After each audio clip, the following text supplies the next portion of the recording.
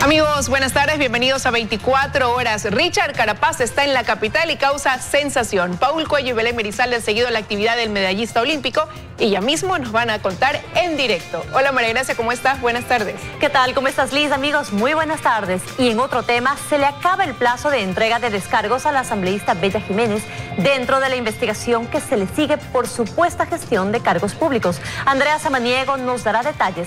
Ahora revisemos los titulares de hoy. El ciclista Richard Carapaz causa furor en Quito. Hoy realizó una caravana y llegó al Palacio de Carondelet, donde recibe el reconocimiento del gobierno. Leila Fernández, la joven tenista de sangre ecuatoriana, clasificó una histórica final del Abierto de Estados Unidos. Corte Nacional de Justicia podría pronunciarse la próxima semana sobre pedido de aclaración de la jueza Verónica Medina, a quien se dispuso a reparar económicamente a Jacobo Bucaram y ofrecerle disculpas. Puntos fijos de vacunación cerrarán a nivel nacional desde este fin de semana. El proceso continuará en los centros de salud. A vísperas de que se cumplan 20 años de los atentados a las Torres Gemelas, Nueva York refuerza las medidas de seguridad para los actos de conmemoración a las víctimas del 11S. Más de 600 migrantes de varios países fueron rescatados la última semana por el Instituto Nacional de Migración de México. Ellos intentaban ingresar de forma ilegal a Estados Unidos. El personaje ecuatoriano que aparece hoy en la página internacional de Google. Y además, música para fin de semana con nuestra playlist y estrenos.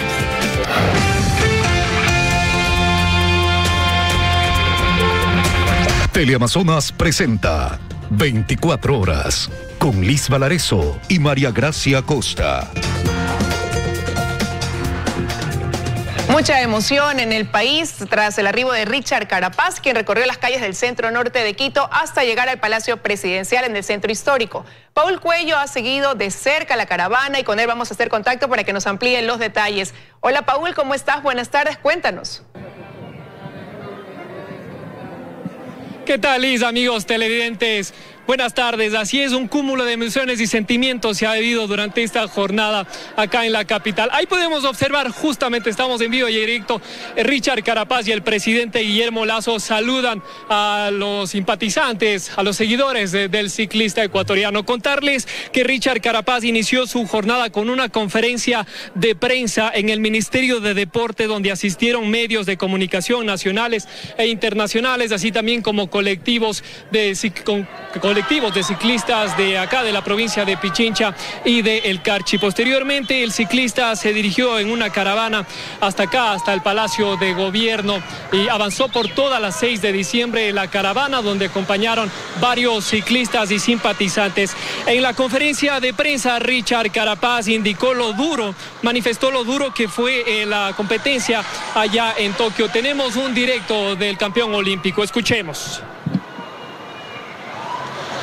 Bueno, se vivieron muchas cosas dentro de la Olimpiada y además éramos un equipo muy pequeño, ¿no? Éramos solo 2 deportistas que estaban enfrente de grandes equipos que tenían pues corredores de muy alto nivel y sobre todo pues grandes favoritos para la carrera de un día, ¿no?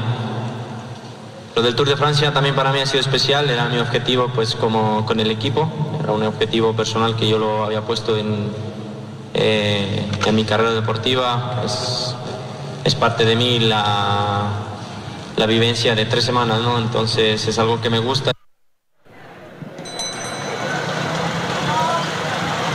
El ministro de Deporte, de su parte, manifestó que se viene una transición importante en el deporte ecuatoriano y que junto con Richard Carapaz plantean un proyecto para los ciclistas ecuatorianos. Escuchemos al ministro Sebastián Palacios. Tenemos un objetivo conjunto con Richard y es que los ciclistas ecuatorianos encuentren oportunidades acá, en Ecuador, que no tengan que salir a otros países para encontrar oportunidades, sino que las tengan en su país. Y para eso debemos trabajar en varias áreas. Una de esas es lograr un equipo profesional en el Ecuador. Lo vamos a hacer y estamos trabajando en conjunto, en equipo para eso. Okay. Bien, contarles que la caravana avanzó por toda la avenida 6 de diciembre. Junto con Richard Carapaz estuvo también el ciclista ecuatoriano Jonathan Narváez, el ministro de Deporte y familiares de Richard Carapaz. La caravana avanzó por toda la avenida 6 de diciembre y se dirigió hasta el centro histórico de Quito, donde varios simpatizantes del campeón olímpico le esperaron y le saludaron. De igual forma, acá hace pocos minutos salió ya del balcón del Palacio de Gobierno y saludó con el presidente de la República, Guillermo Lasso. Nuestra compañera Belén Merizalde se encuentra justamente en el interior del Palacio de Gobiernos para contarnos más detalle de esta reunión que mantuvo el ciclista ecuatoriano con el presidente de la República, Guillermo Lasso. Belén, te escuchamos. Hola Paul, amigos televidentes, muy buenas tardes. Justamente hace pocos minutos terminó este homenaje que le rindió el presidente de la República, Guillermo Lasso, al ciclista ecuatoriano Richard Carapaz, quien llegó aquí al Palacio de Carondelet acompañado de su padre y su esposa, quienes también fueron aplaudidos efusivamente por el primer mandatario, pues él señaló que son pilares fundamentales en la vida de Richard Carapaz y en su crecimiento como ciclista. Además, él estuvo acompañado de Jonathan Narváez. A él también justamente el ministro de Deporte le hizo un reconocimiento, pues señaló que su labor ha sido fundamental junto a Richard Carapaz para permitirle obtener todos los logros que hasta ahora han hecho que el Ecuador vibre de emoción. Justamente en este reconocimiento que realizó el presidente Guillermo Lasso se recordó que desde hace 25 años el Ecuador no había sentido esa alegría de escuchar las notas del himno nacional nuevamente en un podio olímpico, y es que Richard Carapaz hizo que todo el país vuelva a vibrar de emoción, y él es un ejemplo, ha destacado el presidente Guillermo Lasso, y sobre todo es el ejemplo de que el Ecuador tiene esperanzas. Escuchemos lo que el primer mandatario señaló. Todo un pueblo, Richard, te agradece. Todo un pueblo, gracias a ti, vibró de orgullo, de alegría y de esperanza. Tú eres el ejemplo de lo que puede ser el Ecuador cuando nos proponemos alcanzar una meta, alcanzar un objetivo. Lo has hecho en esta competencia y en otras a nivel internacional.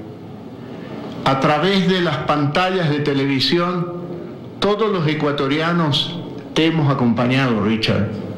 Nunca has estado solo en ningún momento. Justamente eso recalcó el presidente Guillermo Lasso, que Richard Carapaz nunca ha estado solo, e incluso se hicieron algunos compromisos. Por ejemplo, el ministro Sebastián Palacios señaló que se trabajará en una nueva ley para apoyar a los deportistas de alto rendimiento. Sobre todo mencionó que se trabajará en que ellos cuenten con un equipo multidisciplinario que los acompañe justamente en todas las competencias que tengan, y que además las autoridades estarán pendientes de los deportistas desde que inician su carrera y no únicamente cuando ya consiguen estos logros que justamente hacen que el país se llene de alegría. Y el primer mandatario, antes de finalizar este homenaje, le pidió a Richard Carapaz que se convierta en embajador itinerante del deporte para que lleve el nombre del Ecuador por todo el mundo y para que justamente todo el mundo conozca que aquí se generan grandes deportistas, y que eso es lo que se espera, que las nuevas generaciones puedan seguir los pasos de Richard Carapaz. Esa es la información que nosotros tenemos a esta hora aquí desde el Palacio Presidencial. Regresamos contigo, María Gracia, que tienes más noticias. Muy buenas tardes. Muy buenas tardes, Belén. Muchísimas gracias por ese informe, y como ha dicho el presidente, seguimos vibrando de orgullo y emoción. Revisamos otros temas. A las 23:59 de hoy vence el plazo para que se entreguen las pruebas de cargo y descargo en el caso de la asambleísta Bella Jiménez ante el Comité de Ética. Andrea Samaniego nos tiene más detalles. Hola Andrea, buenas tardes. Adelante. Gracias, ¿cómo está? Muy buenas tardes. Así es, este viernes concluye esta fase de recepción de prueba en este proceso de investigación que se sigue en contra de la legisladora Bella Jiménez por supuestamente gestionar cargos públicos. Durante 10 días el Comité de Ética recibió las pruebas de cargo, es decir, por parte de los denunciantes, pero hasta el momento no han recibido las pruebas por parte de Bella Jiménez. Aún así, el proceso sí puede continuar en la Asamblea Nacional. Les tenemos un reportaje. La investigación a Bella Jiménez avanza en el legislativo. Hasta este viernes, 23:59, los denunciantes en este caso pueden entregar sus pruebas para sustentar sus acusaciones. Al Consejo de la Judicatura hemos pedido que mediante peritos se establezca un cotejo de voces para determinar si la voz del audio que consta en la investigación de varios portales digitales son de la legisladora Bella Jiménez. Por su lado, UNES entregará toda la documentación y comprobantes de pago que la exfuncionaria de Jiménez pagó para ocupar un cargo en la Asamblea. Está el tema de la certificación del cheque. Estamos revisando que la señora Lindau pueda revisar este procedimiento, pero adicionalmente las certificaciones reales de cómo fue su vinculación y su desvinculación. Así como los denunciantes, Bella Jiménez también puede presentar sus descargos a estas denuncias. Bella Jiménez tampoco ha presentado su escrito de defensa ni pruebas. Si no lo presenta hasta el día de hoy, el proceso continuará en rebeldía. Con toda esta información, el comité se reunirá para calificar las pruebas. El día lunes nosotros vamos a calificar las pruebas. Y el día 16 y 17 se realizará la práctica de la prueba, que se realizará en sesión del comité. Denunciantes y denunciados tienen 3 horas para practicar sus pruebas y realizar sus alegaciones. Hasta el momento hay 2 comparecencias listas que han sido solicitadas por los denunciantes para que den sus testimonios. El ministro y la ex asistente de Jiménez, que han sido convocados. Según los tiempos, la 4ª semana de septiembre se elaborará el informe del comité. Tendrá pues la opción de recomendar el archivo de esta causa o de solicitar la destitución del asambleísta Jiménez. Es decir, el 24 de septiembre esperan someter el informe a votación y entregarlo a la presidenta de la Asamblea para que lo ponga en el orden del día. En Quito, Andrea Samaniego, 24 horas. Y bien, si la recomendación del informe por parte del Comité de Ética es que sea destituida Bella Jiménez, el Pleno de la Asamblea Nacional requiere de 92 votos para dar paso a este pedido. Nosotros seguiremos de cerca lo que sucede en la Asamblea Nacional. Ustedes tienen más noticias. Muy buenas tardes. Para ti también, muy buenas tardes, Andrea. Muchísimas gracias por la información. Y la Corte Nacional de Justicia podría pronunciarse la próxima semana sobre el pedido de aclaración que ingresó la jueza de Pichincha, Verónica Medina, a quien se dispuso reparar económicamente a Jacobo Bucaram y pedirle disculpas. La decisión no es la única cuestionada. El pedido de ampliación de la jueza de Pichincha, Verónica Medina, está ya en la Corte Nacional de Justicia. En dicho oficio, Medina recalca que en los 2 únicos casos en que se debe disponer la libertad inmediata de la persona detenida, sin esperar la resolución de un recurso, es cuando existe un sobreseimiento o una sentencia ratificatoria del estado de inocencia. Lo hace pues con votos de los magistrados Macías y Guillén. Un tribunal de la Corte Nacional de Justicia aceptó un habeas corpus presentado por Jacobo Bucaram, donde se explicaba que Medina debía expedir una boleta de excarcelación en favor de Bucaram al declarar la nulidad del caso. Argumento aceptado por los mencionados jueces. Argumento hoy en el centro del debate. En el caso puntual, la jueza no debió haber emitido porque no se adecúa en ninguno de los 3 presupuestos establecidos por el Código Orgánico Integral Penal. A esto se suma que por las mismas causas y contra la misma jueza, se presentó un habeas corpus en la Corte Provincial del Guayas que fue desestimado. Y además que cuando se resolvió la nulidad del caso, había un pedido de impugnación de fiscalía. Uno no puede abusar del derecho, es decir, yo no puedo ir y presentar muchas solicitudes y ver luego a qué juez recae para ver si es que es de mi conveniencia. Eso es una cuestión que debieron también observar los jueces en el análisis del caso y también en algún momento observar la conducta de la defensa porque podría prestarse para el abuso del derecho.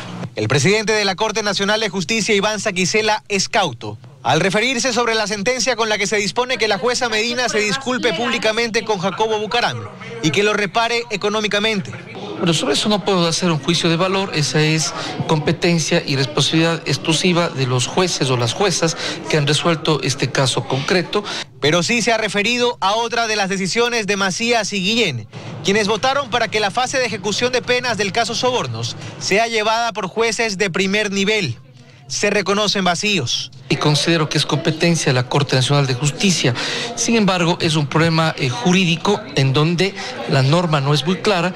En teoría y en la parte doctrinaria, es el juez que condena, es el juez que sentencia, quien debería conocer realmente de qué manera se ejecuta y de qué manera se cumple la condena. Hemos solicitado una entrevista a los mencionados jueces. Walter Macías aseguró que nos atenderá en el transcurso de la tarde. En Guayaquil, Carlos Acoto, 24 horas.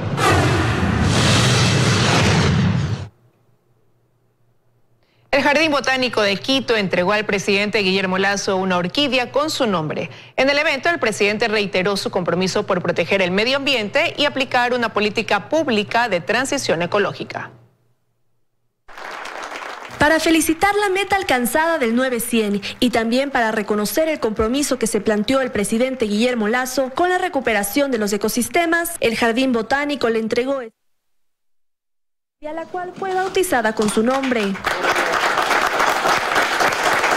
Gracias por el inmenso honor que me han hecho al bautizar una hermosa orquídea con mi nombre. Genetistas, jardineros e investigadores trabajaron en la creación de esta nueva especie. La Rinco, Lelia, Catleya, Guillermo Lasso. Es el fruto de muchas horas de esfuerzo. La ambientalista Yolanda Cacabatse dijo que su propuesta de recuperar los ecosistemas también aporta a la recuperación de una buena calidad de vida. Un modelo donde la conservación y el uso sostenible de los recursos naturales tienen una sola visión y caminan mano a mano. Por su parte, Lasso dijo que el país tiene una urgencia por trabajar en la conservación del medio ambiente. Hemos iniciado ya desde el Ministerio del Medio Ambiente, el Agua y la Transición Ecológica para cumplir con metas globales en materia de conservación. Y resaltó que el país es el tercero en el mundo en aplicar una política pública de transición ecológica. Si queremos insertarnos al mundo, como es el propósito de este gobierno, de manera audaz, de manera agresiva, tenemos que hablar de transición ecológica. El 21 de septiembre el presidente asistirá a una asamblea con la Organización de las Naciones Unidas y aseguró que aquí ratificará su compromiso de trabajar por la naturaleza. En Quito, Natalie Jiménez, 24 horas.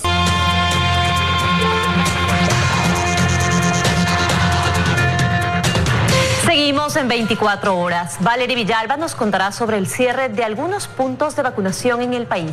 Y Luisa María Heredia tiene noticias sobre la inseguridad aquí en Guayaquil. Ya mismo tomamos contacto con ellas.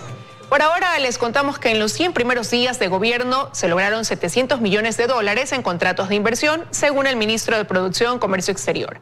El sector empresarial y exportador asegura que se requieren reformas acorde a las necesidades de inversión y reactivación. Pasados los primeros 100 días y en busca de la reactivación económica, el gobierno aspira a obtener 2.000 millones de dólares en inversiones hasta fin de año, para lo cual, según el ministro Julio José Prado, ya tienen propuestas. Se lograron 700 millones de dólares nuevos en contratos de inversión, que son contratos entre el gobierno y las empresas privadas, y de aquí hasta final del año, como usted bien lo ha dicho, esperamos lograr 2.000 millones de dólares, que es una meta tremendamente ambiciosa, pero que ya la vamos a cumplir porque tenemos varias propuestas específicas de inversiones privadas. Además, anuncian que continuará el desmonte del impuesto a la salida de divisas para ayudar a la llegada de inversiones. Este es un impuesto que lo vamos a ir derogando, que lo vamos a ir disminuyendo. ¿Por qué nos pusimos de acuerdo para que sea ese el que teníamos que iniciar? Primero, por el efecto que tiene sobre la reactivación turística. Con la reducción del ISD, nosotros esperamos que vengan más aerolíneas, que bajen los costos de los pasajes. Y el segundo elemento no es solo por el tema turístico, sino por el tema de producción.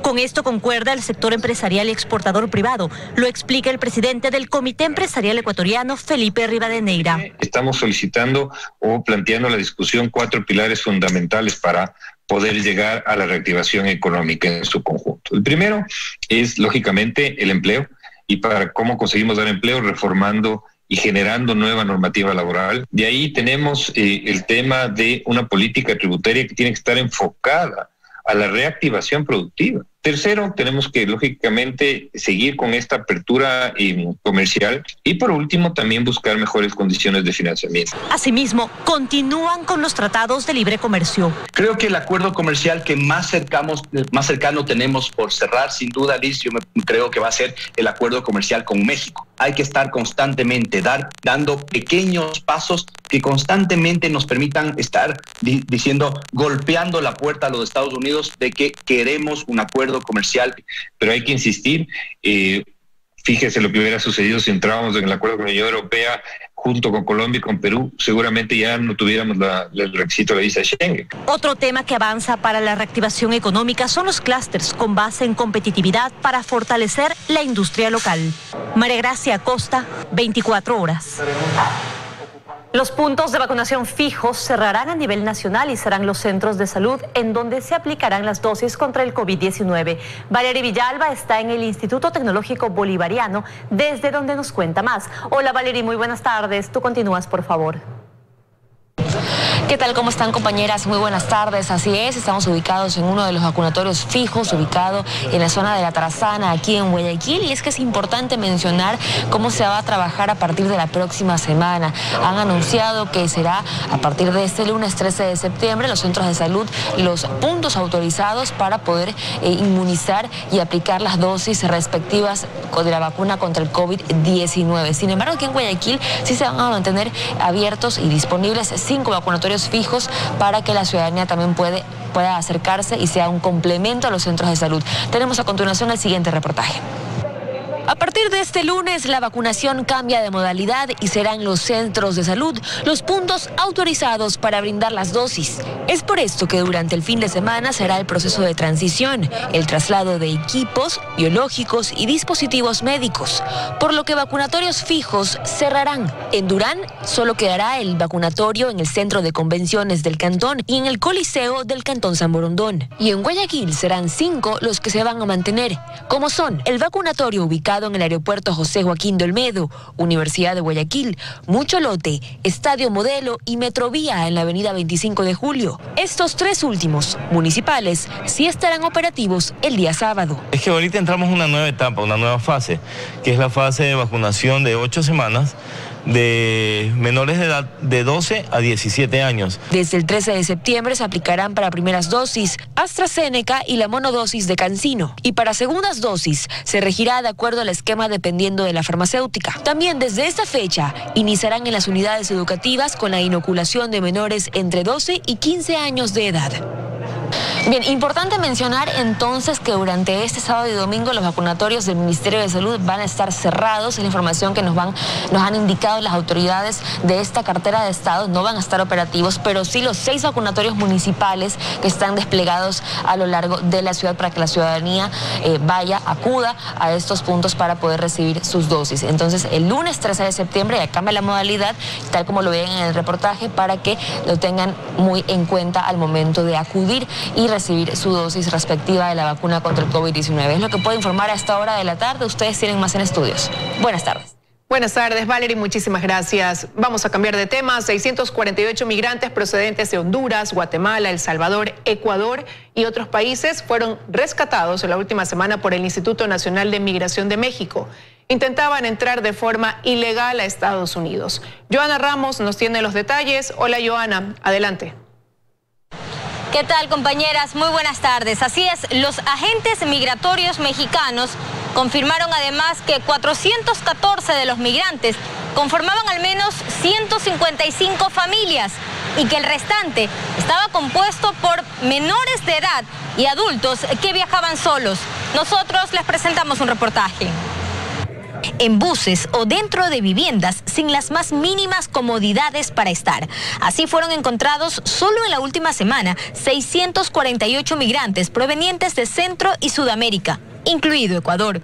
Las autoridades mexicanas reportaron que el último martes por la mañana fueron halladas varias personas originarias de Honduras, Haití, Guatemala, Ecuador y Cuba a bordo de buses de pasajeros de una línea comercial. Ellos se movilizaban por la carretera 57 que conecta la Ciudad de México con Piedras Negras, Coahuila, localidad fronteriza con Estados Unidos. Ese mismo día, la Fiscalía General de Justicia del Estado informó de un domicilio en el municipio General Suazua, en donde rescataron a 30 personas centroamericanas. De los 648 migrantes rescatados, 414 migrantes viajaban en familia, 67 son menores de edad que transitaban por el país sin compañía y 167 mayores de edad que viajaban solas. Aldo Auquilla es experto en temas migratorios y señala que las razones para migrar cambiaron. En Ecuador, la gente no solo se va para salir de la pobreza, decide irse para reencontrarse. Los migrantes actuales son familiares, hermanos, hijos, nietos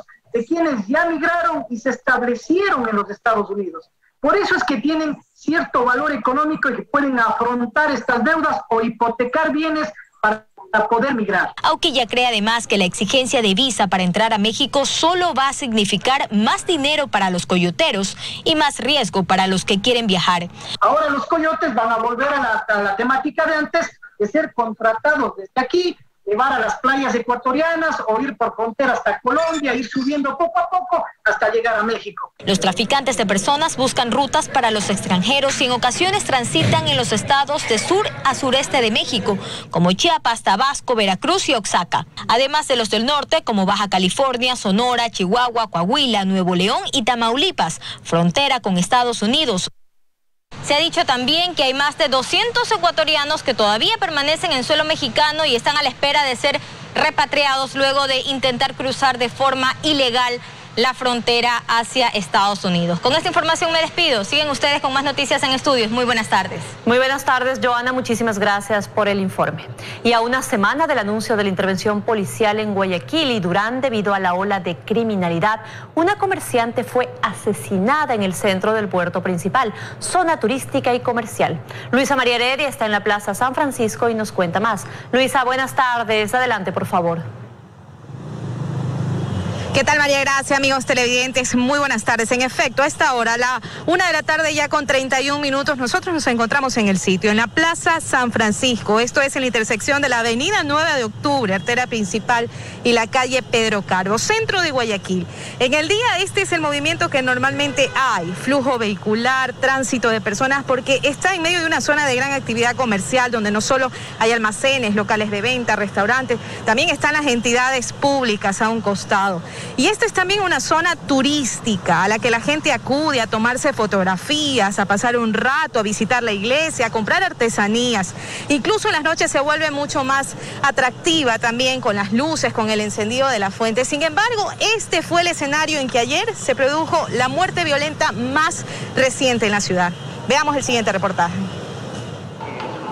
Esta vez el escenario no fue el suburbio ni el noroeste de Guayaquil, tampoco el vecino cantón de Durán. El sicariato más reciente, el número 426 en la zona 8 durante lo que va del año, se cometió aquí, en esta plaza, la Plaza San Francisco, al pie de una iglesia emblemática, un sitio turístico, ubicado en pleno centro de Guayaquil, el distrito metropolitano más violento del país. Eran alrededor de las 9:30 de la noche cuando se escuchó el disparo. Se trata de una persona que ha sido impactada por un proyectil de arma de fuego a la altura de su cráneo. La víctima, una comerciante de 50 años que cerraba su kiosco. Los victimarios, dos sujetos que por encargo la vida le arrebataron. Se pudo verificar que se trata de unos dos sujetos al bordo de una motocicleta que son los causantes de este acto criminal. En Guayaquil, que dos hombres anden en una moto en la noche está prohibido. Hay una ordenanza municipal que lo establece, pero no se ha cumplido. Y de eso da fe Ruth, quien tiene su negocio en la Plaza San Francisco. De donde estamos nosotros trabajando circulan motos. No sabemos si van a robar, no sabemos si van a cometer algún crimen. No tenemos ninguna seguridad. Hay que cerrar temprano porque no se sabe si son ladrones o son clientes. Queda de lado la reactivación económica y productiva. En Guayaquil la gente vive con miedo. Es algo que ya no se soporta porque no se puede andar tranquila. Porque de verdad si aquí asesinaron, imagínense nosotros qué peligro corremos. En todas partes antes ahora, en el centro, sur, en el norte, en cualquier parte ocurren estas cosas. Los señores que estamos aquí vivimos cuando este país era de maravilla, hicieron país un paraíso. Ahora esto es una juerga de ladrones criminales. Este viernes se cumplen los primeros 5 días de la intervención integral anunciada por autoridades de gobierno y la Policía Nacional como la estrategia para frenar la evidente ola de criminalidad que atraviesa la ciudad. El resultado hasta ahora es la detención de 6 sicarios de 48 que tienen boleta de captura por delitos cometidos incluso hace más de 10 años. Mientras tanto, en el Guasmo Norte un conductor fue baleado. Sujetos en moto dispararon en 19 ocasiones, 8 balas lo impactaron. En la cooperativa Siete Lagos al sur, a un transeúnte también le propinaron 9 disparos. Ambos sujetos están con pronóstico reservado. Las estadísticas son tan crudas que ya se habla de una media de 3 muertes al día, muertes violentas en la ciudad de Guayaquil. Esto además de los robos que aquí en esta zona, la Plaza San Francisco, también han sido reportados. Los resultados de la intervención aún no se sienten en este sector. Es lo que les puedo informar. Liz, tú continúas en estudios. Muy buenas tardes. Buenas tardes, Luis. Esperemos pronto se sientan los resultados ante una preocupación latente que tenemos quienes vivimos en Guayaquil. Y ahora les contamos, presta atención, que los requisitos para ingresar a las Islas Galápagos cambiaron. Así lo informó el presidente del Comité de Operaciones de Emergencias Nacional, Juan Zapata.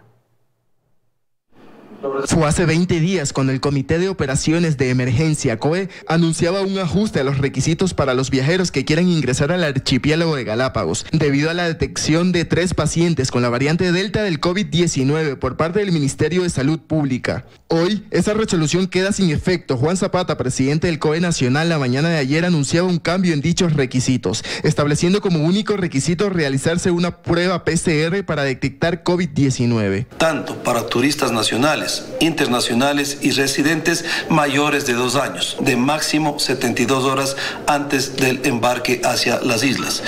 Esta resolución entrará en vigencia a partir del sábado 11 de septiembre a las 00 horas de la mañana.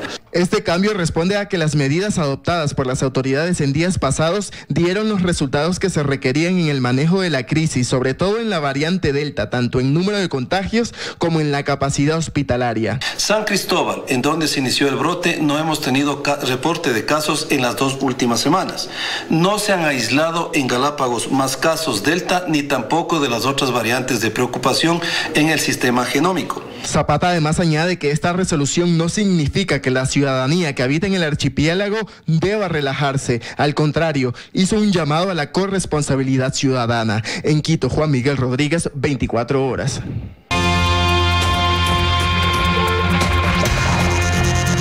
...24 horas es retransmitido por EXA 92.5 FM en Quito, una radio de la cadena Democracia. Radio La Red 102.1, RTP Radio 96.5 FM en Guayas y Santa Elena, 98.7 en El Oro. Forever Music 92.5 FM, Guayas y Santa Elena, y la 100.1 FM en la ciudad de Cuenca.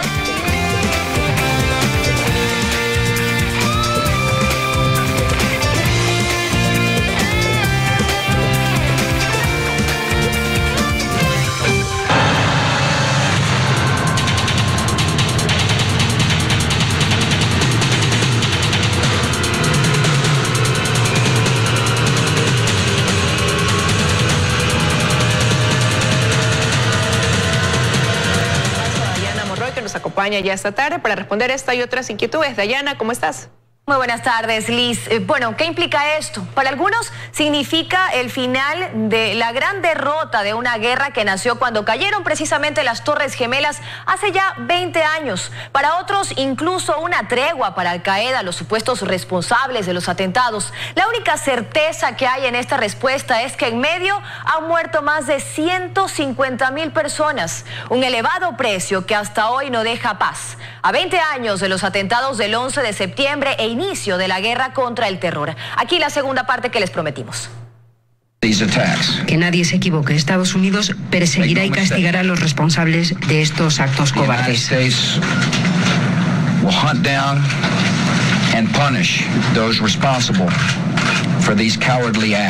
Y así fue. O al menos así lo creímos todos y durante mucho tiempo. En 2001 le tomó poco a Estados Unidos capturar, matar o desplazar a la mayoría de los miembros de Al Qaeda. Pero aún le faltaba uno. Osama Bin Laden, supuestamente protegido por el gobierno de aquel momento en Afganistán, los talibanes.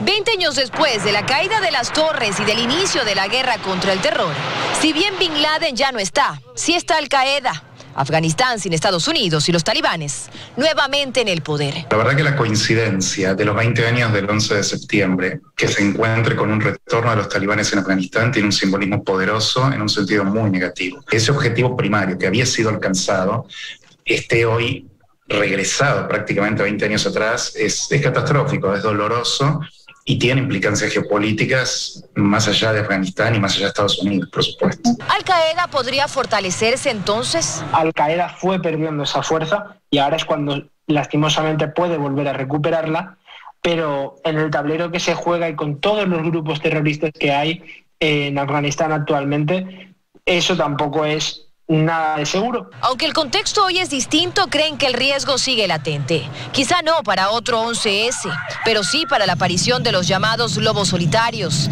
que son seguidores de estos grupos que de forma independiente ejecutan atentados, como los vistos recientemente en Europa. Lamentablemente eso ya no depende de las organizaciones terroristas donde uno podría presionar, digamos. Con los lobos solitarios es mucho más complejo porque son, de alguna manera, personas que tienen ciudadanía de los países en los que habitan o permisos de residencia, por motivación propia declaran lealtad a estos grupos, o bien puede haber existido algún tipo de reclutamiento y hacen operaciones. Actualmente el gobierno talibán se presenta como moderado, pero quienes observan en detalle identifican las pistas. Estamos hablando que en el nuevo gobierno hay 3 exprisioneros de Guantánamo. No creo que esas personas vayan a tener una moderación clara, pero es lo que se les ha enseñado durante 20 años. Es decir, lo que hay que tener en cuenta es que los 20 años que ellos no han tenido el poder ha sido un ejercicio de instrucción a los talibanes en cómo generar una buena opinión pública. Y si bien hay simpatía entre los talibanes y Al Qaeda, tanto que el grupo fue de los primeros en felicitarlos por estar en el poder, los talibanes intentan marcar distancia, o al menos eso dicen. Necesitan apoyo internacional, necesitan legitimidad internacional. Quienes analizan el tema desde el ámbito político sienten que Estados Unidos ha perdido y 2 veces. Primero por el retiro de sus tropas tras miles de vidas sacrificadas sin que la enorme pérdida haya terminado en paz. Y segundo, el movimiento supuestamente diplomático de China, quienes incluso donarán 31 millones a Afganistán. China trae un mensaje de fortaleza, trae un mensaje en que quiere cubrir los vacíos de la geopolítica actual de Occidente. Recordemos, siempre que existe un vacío geopolítico de Occidente, inmediatamente China trata de llenarlo.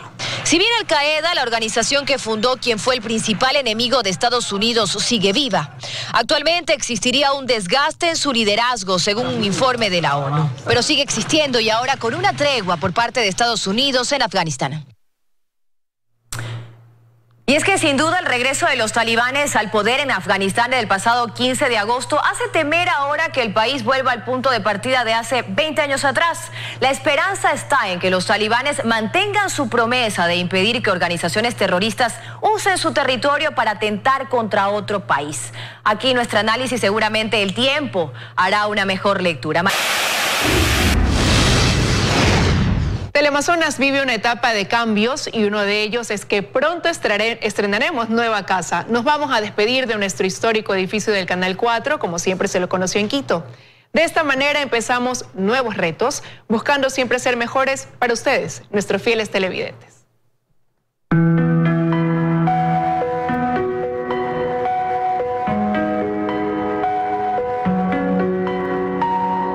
La historia tiene etapas. Hoy Teleamazonas vive una, importante, un cambio, una oportunidad. Después de casi medio siglo, el viejo, el tradicional edificio del Canal 4 se va.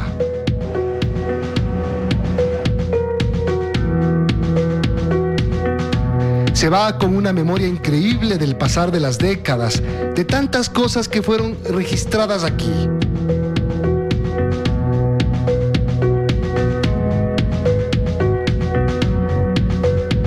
Se queda un testigo de la historia, que se lleva recuerdos y una parte importante de lo que somos como sociedad.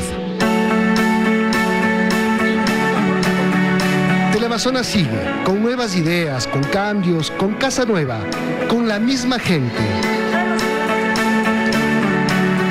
¿Qué es lo que verdaderamente construye el presente y trabaja por el futuro?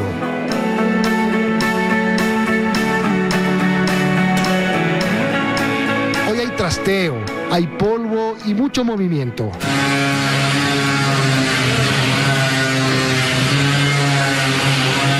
Vamos dejando a la querida Casa de la América, al punto de referencia para ubicarnos en el norte de la capital. Sí, es material y lo material se va, aunque siempre da pena. Pero lo que tiene adentro es lo importante. Seguirá, como siempre, dando lo mejor. Quedan también imágenes que se irán con nosotros y con muchos de ustedes, como cuando este edificio se convirtió en el centro de defensa de la libertad de expresión, cuando nos clausuraron, o cuando llegó la violencia extrema, cuando quisieron quemar las ideas.